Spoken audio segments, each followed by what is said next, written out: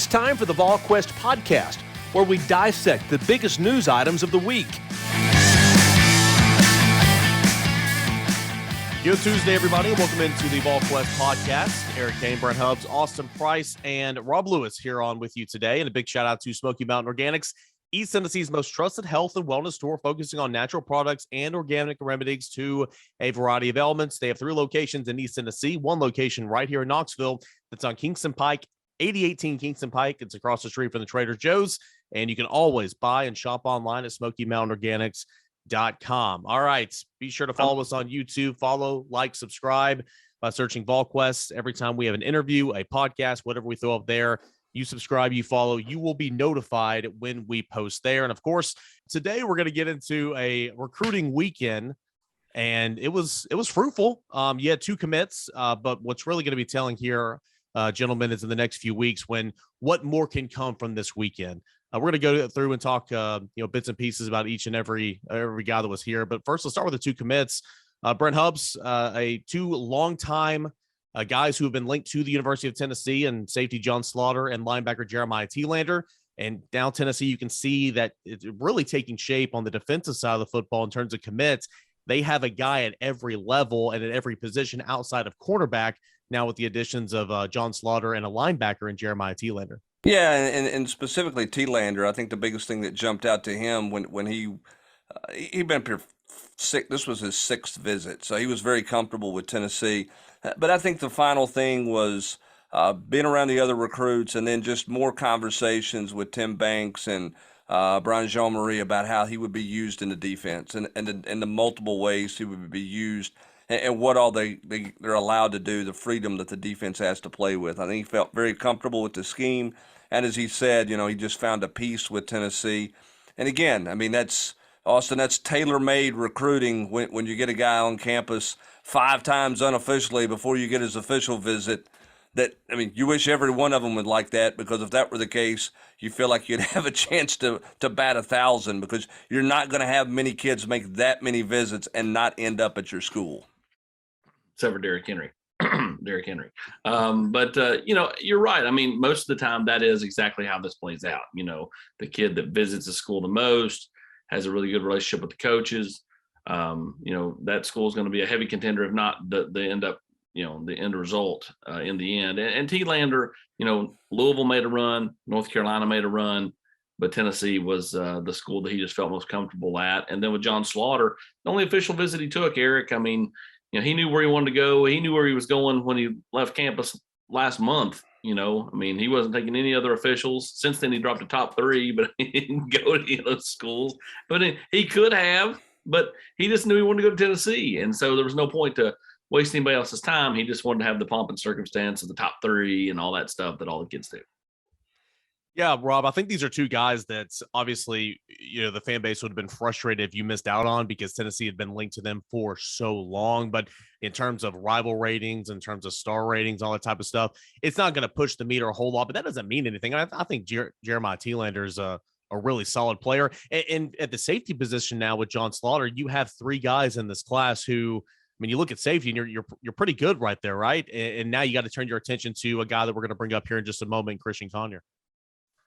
Yeah, I like the point you made earlier, Eric, about the defensive side taking shape. You got a guy at all 3 levels now, as you just mentioned. You don't have a quarterback, but so much fanfare about Nico obviously dominating this class. But now when you start looking, they're starting to rack up some bodies on the defensive side of the ball, which was a huge need in this class. And they're not just racking up bodies. You mentioned the guys' star ratings are not necessarily going to move the needle this weekend. Anytime a staff is ready to take kids this early in the process, I don't really worry about star ratings. Because it's pretty clear they like their evaluations. A guy like Thielander, they've the full court press has been on. He's been up here half a dozen times now before he commits. And it's different to me when you're taking a 3-star in August or June, who you obviously are high on, as opposed to some guy that you brought in for a visit the last weekend of January who hadn't made it unofficial to your campus. So those are apples and oranges to me.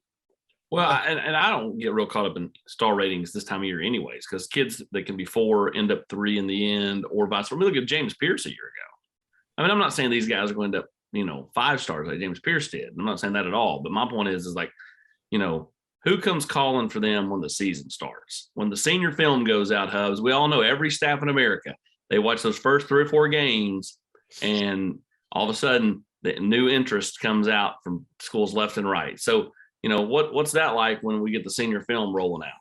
Well, there's no doubt. And you look, you're seeing guys get offers late, I mean, you look at a guy like Ricky Gibson, AP. I mean, not beloved by everybody. And then all of a sudden now, George is all over him. And we've seen Alabama offer, a couple of kids here in the last little bit. I mean, it's an ever-changing deal, which is why star rankings change. And it's why interests change. It's not just evaluations of the first 3 games. That's a huge part of it. But it's also, where guys at the end of the camp season, where are things evaluating? And, so I think you do see the star rankings change quite a bit based on that. And you see schools' interest of kids change quite a bit based on what happens the end of June and how their board changes, and then what happens with those guys' first 3 games in August or in September. Well, and as I pointed on the board, and I mean, I get it. I mean, you still have to get your fair share of studs, right? If you're trying to catch the elite. But like, if you don't think every class in America has got a handful of 3-star guys that are really just good players. I mean, look at some of Tennessee's best players in the last several years and/or coming back this year are guys that were ranked 3 stars coming out of high school. And so, the star rating has always been flawed. It will continue to be flawed. It is what it is. And no rankings system in America, Rivals, 24/7, On3, ESPN, none of them can feasibly see every kid on the planet and give it a proper evaluation, right? Because I mean, there's just some kids that live in the middle of nowhere that don't take visits. They don't go anywhere. So, again, who's recruiting a kid? Where could he go? Like, that's always going to stand out more to me than what, somebody that's doing rankings has to say.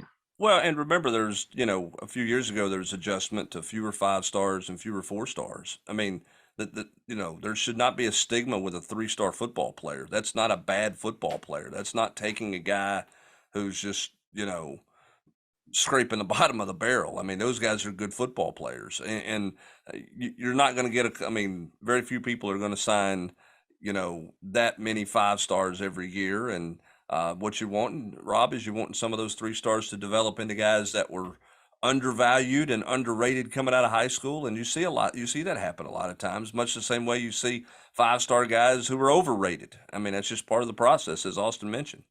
Yeah. I mean, we could rattle off plenty of examples of both. And, I think, we're getting a little sidetracked, I think, but I mean, Tennessee's had more than its fair share of 5 stars, didn't pan out. And I mean, we've all seen 3-star guys come through here. I mean, man, Hubbard, this is my 20th year with you, and you've been doing it longer than that. As Ramon Foster played longer in the NFL than any Vol we've covered this decade, probably. Did he have the longest NFL career? Played a long time.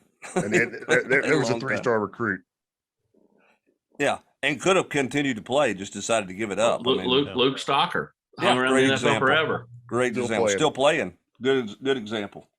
Yeah, I think regardless, like you guys went back to, these 2 guys were priorities in the spring and the winter. I thought both of these guys were going to pop way sooner than they did this past weekend, to be completely honest with you. But here they are, they're in this class, and now, as I mentioned with John Slaughter, you've got 3 safeties and Jack Luttrell, Sylvester Smith, and now John Slaughter. You got to turn your attention now to finding some cornerbacks. Tennessee had 3 cornerbacks who officially visited this past weekend, none bigger than Christian Conyer. You talk about a 4-star that is a stud, number 1 player out of Kentucky. Of course, everyone knows this is a Kentucky-Tennessee battle. Tennessee sat in the driver's seat for quite some time. Kentucky saw the momentum last weekend on an official visit. Gentlemen, AP, where does Tennessee stand now with a decision looming just about a week away? Where they've always been. I mean, and all 3, corners are super impressive, right, Hubs? Yeah, there's no doubt about that. And Christian Conyer is the guy that Tennessee's been the deepest involved in and the most involved in, the whole time. Obviously, Kentucky has made their run and made their push, and certainly has caused angst there. I think Tennessee did a good job with I think Tennessee did a great job with the official visits all weekend long. That's probably a little bit of a separate topic, but when you have as many as you have they did a really good job of balancing it out. They did some different things and kind of separating guys. And at first thought of that, I thought, I don't know about all that, but what it really all three did, clicked, right? yeah, well, all three corners clicked, but I was talking about the way that they separated kind of how they handled the visit up some with offense and defense, and it allowed those guys to have more one-on-one time with coaches, including the head coach. And there was a little more, I guess, intimacy, if you will, with it, as opposed to having, kind of that car wash effect where you're just running guys through everywhere. And I think that paid off for him. But those three corners seem to click. Connor's the guy they've been in the best shape with. I still think Jordan Matthews is fascinating to me because whereas LSU, it doesn't seem like they're anywhere to be found at this point. AP, don't know that they can get in. It sounds like Texas is Tennessee's competition for him right now. There's some ties to Tennessee, some loose ties back to some old Louisiana recruiting that Tennessee did years ago. That's not hurting Tennessee's chances, but it sounds like that's Tennessee, Texas right now. It is 100%. LSU, that's not to say they can't dig out of the hole they're in October, November, December, but right now I don't see them digging out anytime soon. And, he still has the official visit to Texas at some point this fall. Obviously that's gotta, that's going to loom. But when does he make his decision? He has said he would like to do something before the season starts. Well, if that happens, then he ain't getting back to Texas before then. And, so, what kind of momentum does Tennessee have? I think they have a good bit amount of momentum. They are sneaky in this race, but it is definitely to me a two-team race at this point. With LSU always capable of digging out with a big fall on the football field and other stuff. So between him, Jakeem Jackson's going to do something. He told me July 28th. July 28th is the date he is circled on that now. Interestingly enough, that is inside that open week. That one is he trying to go somewhere in that open week again, or is he just sitting at home and he's going to come in on July 28th? I don't know. He said there was no significance to it. He just kind of picked that date out, but it is within that week where technically he could go back over unofficially to Florida. This is a two-team race as well, Florida and Tennessee. And so Tennessee had a good weekend with both, those guys, and then they had a great weekend with Conyer. And so, again, Willie Martinez needs multiple corners in this class. So he could get two of these three, it'd be a win. I think, hitting all three would be winning the lottery. Yeah, I'm looking to bring in another defensive lineman as well. I think a guy that Tennessee looks to have done very well with this past weekend is the Georgia product and Tyree Weathersby, a guy that's been on campus a couple of times, came back here for an official this weekend. And it seems to me like Tennessee's sitting in a really, really good spot for Tyree Weathersby, Brent. They are. And I think that's another one of those that everybody kind of looks at and goes, who is this guy? He's not highly ranked, but this is a guy that Austin mentioned in the war room 8 weeks ago, AP, something like that, a couple months ago, 3 months ago. This is a guy that Tennessee went out, saw in spring practice, and evaluated him and liked him from the get-go. They liked everything about his makeup, liked everything about the way he carried himself on the practice field, what he did, and Tennessee went all in quickly. And as a result, I think that's put Tennessee in a really good spot. Hey, we haven't seen these guys in pads this weekend, but I thought Weathersby looked as maybe better than anybody just from a physical standpoint. He's a good-looking kid. I 100% agree. 100% agree. How does that translate, Rob? I don't know. You don't know. I agree with you 100%. But he'd be one of the first ones off the bus. Yeah. Yeah. He looks the part. I'll say this. When you look back at this weekend, Tennessee had 13 official visitors, 11 of which were not already committed. I think Tennessee's going to get more than half of that 11. And whoa, right, Hubbard, you write that down. I know as of this now. But again, where are things at 2 weeks from now? CJ Allen indicated to Tennessee he was coming, and then he went home and picked Georgia. So kids aren't above saying one thing and doing another across college football. So again, leaving the visit, I feel like they'll get more than half of those. With that said, the biggest thing I think, Hubs, is Tennessee could not have done any better with guys like Jordan Matthews, Hunter Osborne. Like, you knocked it out of the park. Is it good enough to land those kids? Time will tell. But Tennessee could not have done any better. There's nothing they could have done any different to improve where they were. It was a 10 out of 10 type thing. So if you don't get them, you just don't get them, right? Yeah, I would agree with that. I mean, I think the visit went well. I think they had a good collection of personalities in that jived well together on both sides of the ball. And, I think they'd done a lot of legwork before those guys got here. And, I think you're right. You put your best foot forward, Rob. Sometimes that's good enough, that it gets you somebody. And then sometimes you just couldn't beat out a home state school, or you couldn't beat out somebody else. And there's not anything you could have done differently. I don't feel like Tennessee was behind on any of the guys they brought in this weekend. Like, they were late to the party in recruiting them. I think the timing of bringing those guys in made sense. None of them that you looked at and went, well, why'd they bring him in so late or so early? I think they set it up well, and I think they executed it well from everybody you talked to on Sunday. Well, Hubbard, I mean, the most fascinating thing to me is, like, this big picture wise. Can you believe we just covered a recruiting weekend, the last weekend in June, where Tennessee had 13 official visitors on campus, and it might, depending on what happens down the road, this might have been their biggest recruiting weekend of the year, and it happened, the week before 4th of July. Well, welcome to the new January. It's just that's different. Nuts. It's just the world we live in now.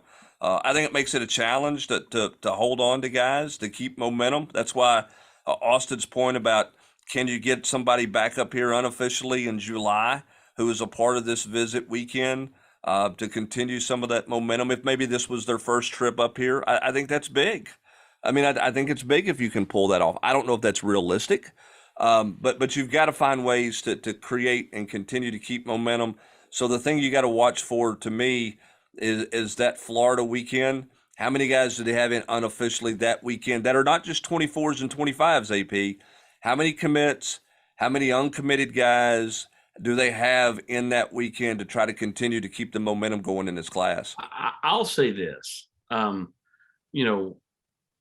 think if a kid's not going to commit in the next 30 days or 45 days, then yeah, holding the momentum is hard. But I had this discussion on Sunday with somebody when they were talking about, holding on to recruits. Hubs, and I can promise you, one of the people on the general's quarters can go dig this up. I just don't feel like that kids decommit that much anymore. I can't remember. How many not people that Tennessee cut, not people that Tennessee cut. I don't mean the Daryl Jacksons or the tight end from Ohio last year or whatever. I'm saying Tennessee actually lost. I think that number is 5, 6, maybe in the last 7 or 8 years. Like, kids, it just doesn't feel like kids defect, at least the ones Tennessee has recruited. The last they lost a lot in that 2021 cycle. Whenever Tennessee, they lost a lot in the fall of 2020. That tight end that went to Ole Miss was a big one. Hudson Wolf. DBs. Yeah. I don't count ones that defected because of a coaching change.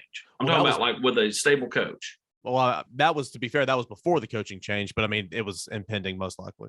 Okay. Yeah, I mean, here's what I think happens, and I may be wrong on this. And Rob, you may have an opinion. I mean, everybody can have an opinion on this. I think the transfer portal, the emergence of the transfer portal, will limit some decommitments because a kid knows, he's not stuck. I'm not stuck. I can leave after a year if it's not the best place for me, or if I'm worried about competition, I'm not going to shy away from it. I'll go there and see. And if I don't feel like I get a fair chance to play there, I can leave. So, and I think because of that stuff too, with coaches running guys off, I think because of that flexibility, you probably don't see that as much. Now, here's the question. With NIL out there, does that open it up, Rob, to more decommits because somebody comes in swinging a big stick late because they're in desperate need of getting somebody at some position?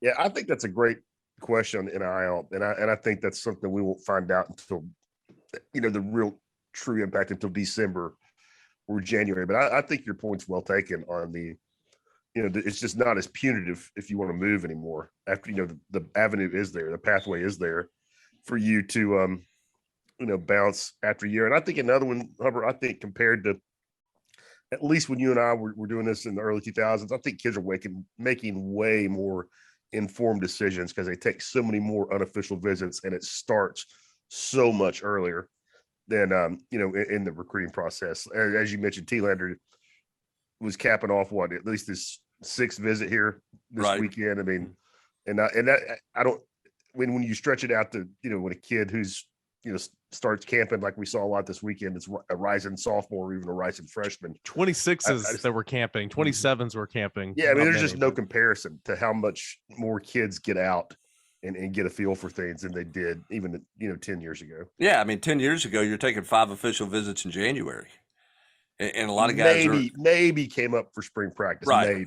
I mean, and it's just one of those things where it's just a different world because these kids are seeing schools so many more times. And it's not just one school they're seeing. I mean, these kids are making 5 visits to one school, 3 or 4 visits to another.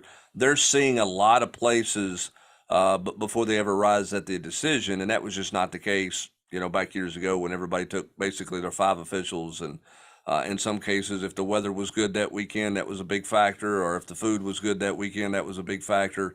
Or if the girls were pretty that weekend, that was a big factor in making a decision on where you're going. Still a big factor, I bet. Yeah, but guys are making more informed decisions than they used to because they're developing deeper relationships with all the visits.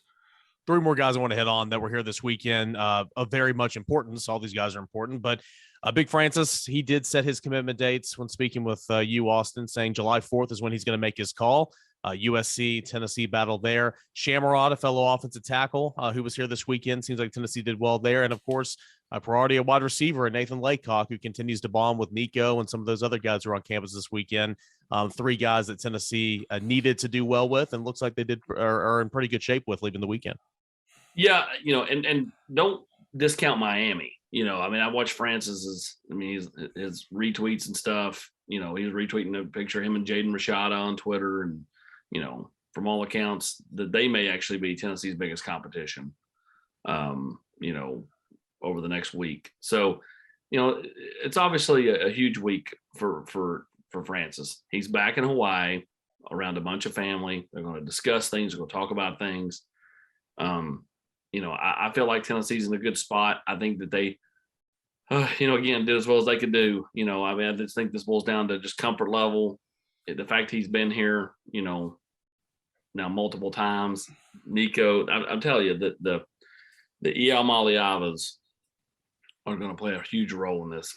That Samoan culture is no joke. I mean, it's something that, they are very much a tight knit unit. And, I just think that that's the ultimate, I think that's the ultimate, kind of cherry on top in this thing, in my opinion, is just, how much those 2 families jive this weekend. Who are the other 2 you want to talk about? Sorry. Shamrod. Yeah. Sham Umarov. I love saying the Russian accent.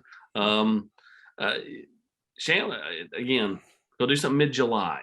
And so the question for me is he waiting to see what Georgia does with other guys that potentially are ahead of him on the board? If not, then it's definitely Tennessee. Otherwise, then you got to watch Georgia there. It's Tennessee and Georgia, and it's nobody else, in my opinion. Nathan Laycock, a guy that was at the 7-on-7 tournament in Las Vegas a couple weeks ago, or last weekend rather, and continuing to bond with Nico. I think, yep, 100%, and really good bond with Kelsey Pope. Those 2 jive a lot. Nathan's told me that for 3 or 4 weeks now, how much Pope recruits him. He's like, he recruits him me like he doesn't have another receiver in the room. Like he goes, I look at their, wide receiver room and they've got good wide receivers, and, he recruits me like they don't have anybody. Like he just made him a huge priority and has for several weeks, well before Carnell Tate. So don't act like, it's not that type of thing. Nathan, definitely, it feels like trending in the right direction. Yeah, and I think that those around Nathan want to make sure he's making a unemotional, well-informed decision. I don't think anybody's against Tennessee in that case at all, but I don't think anybody wants, when I say anybody, the people around Nathan Austin, doesn't feel like they want to make sure he's not rushing into anything in terms of making a decision there. But I think that's part of why there's no hard date on anything being done or in terms of making making news or anything like that. Yeah, it feels like sometime the next 2-3 weeks. Now, we all know the role that Nico is playing in this class. Obviously, we see it on social media. We see it right here on campus when he's coming here many times.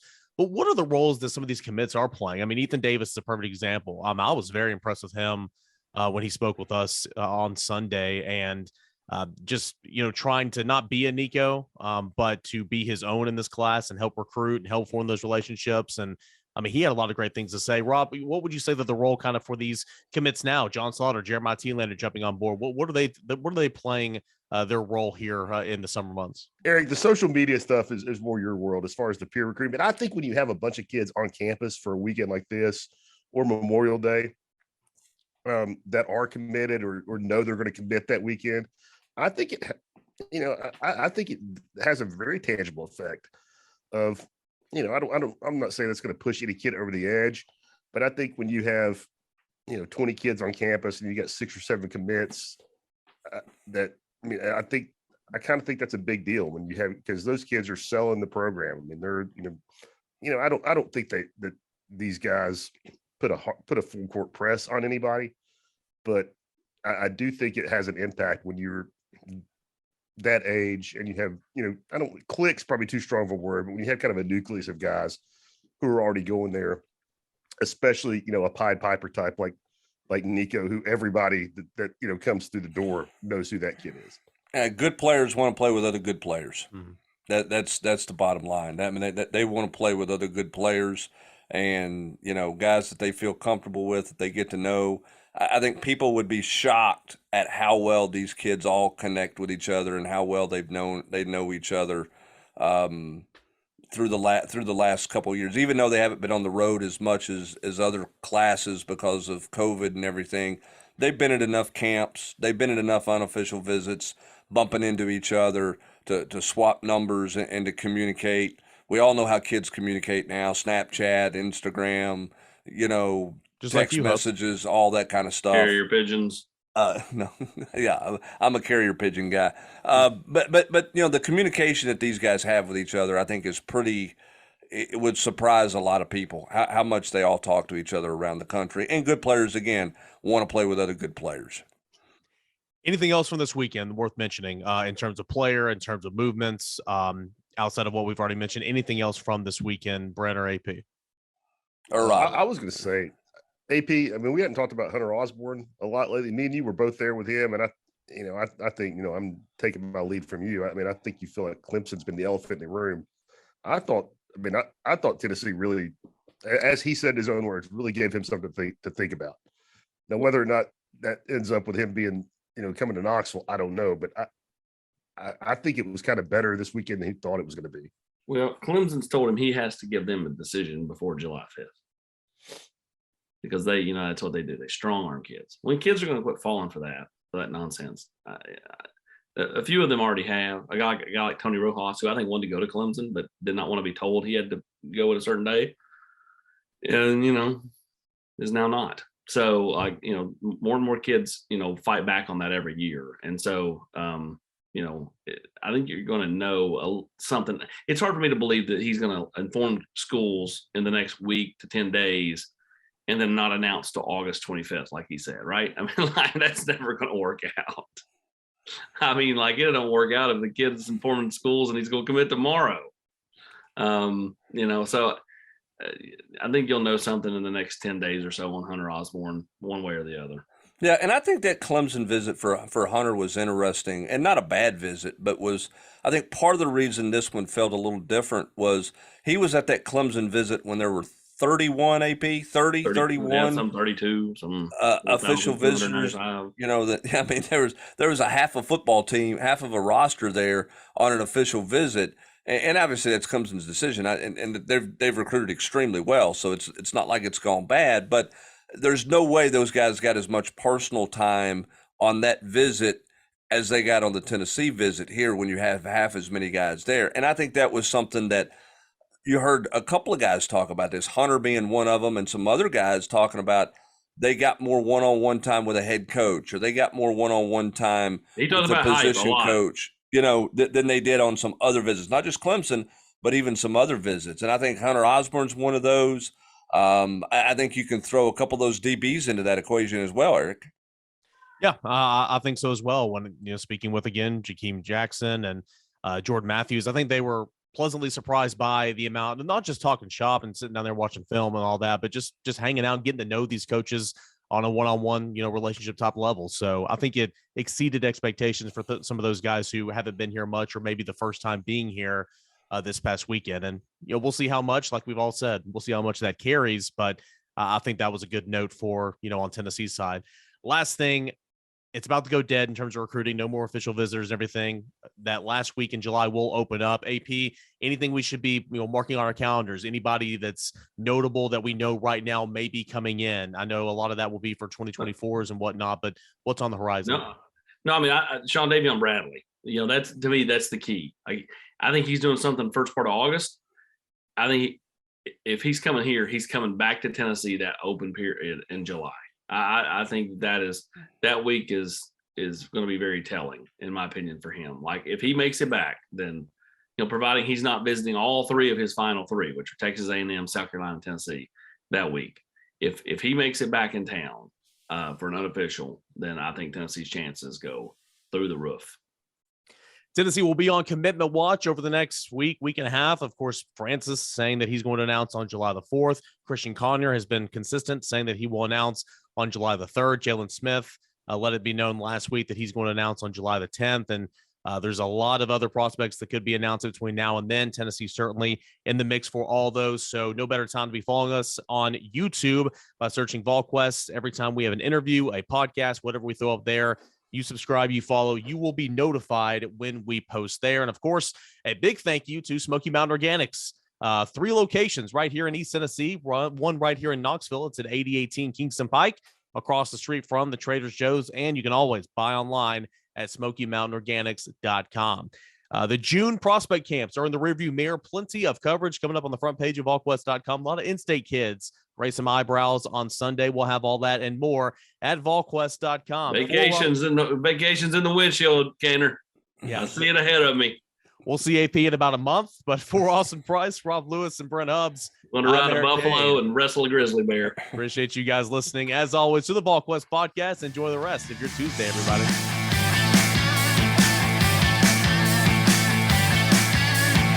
You've been listening to the Volquest podcast every week here on Volquest.